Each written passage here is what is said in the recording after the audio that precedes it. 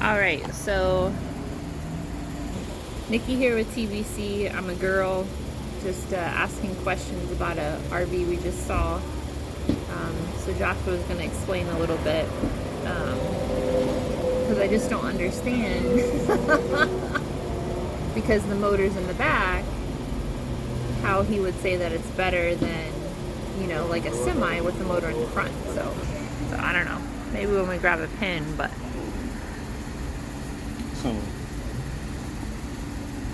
So let's use this now, for instance, okay? So picture the frame, picture a semi truck.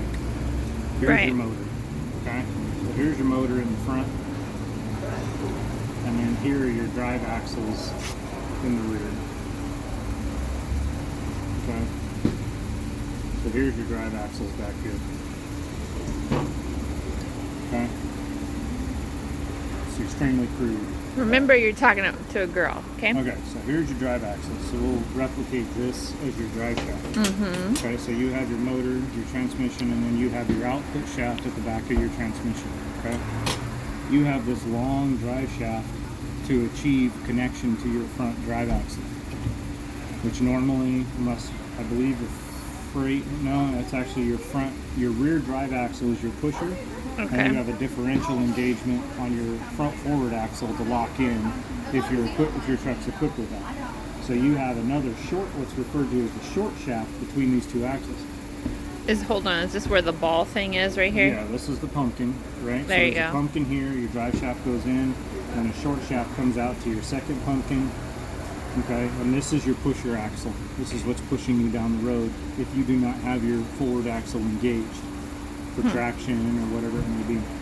So as this engine's putting out torque, right, it's going through a spinning drive shaft. This engine is attached to your frame rails that are running on each side of this drive shaft. So as your engine torques, everything's twisting. Okay, and that's why if you're a true truck driver, you understand how wear and tear happens on a rig. So as your engine torques, you're losing power in a rig over this distance in a semi. Okay, so it's a long distance, and you have all of this area where you're losing torque and power. So it's about usually 20 feet depending on your frame setup. On an OTR truck, yeah, you're looking at minimum 15 to 18 feet of distance between your output shaft and what's powering you down the road. Okay, so my question is, why would that RV we just saw be better and not lose as much torque? I don't understand that with the engine in the back. Okay, so now this is your engine in the rear, okay? Okay.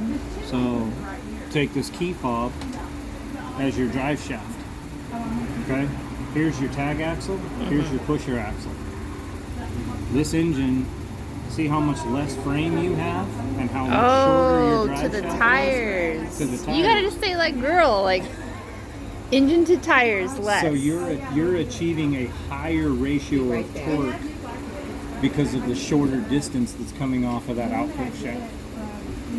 Say that one more time for me. You're achieving a higher ratio of torque delivered to your pumpkin or your ring and pinion than you would with a longer gear shaft, with a longer drive shaft. So that's why a rear-mounted motor on a Prevost or whatever, they could have a 425 or a 500, and it's going to perform with just as much torque as a 550 or a 525. So we're buying that RV.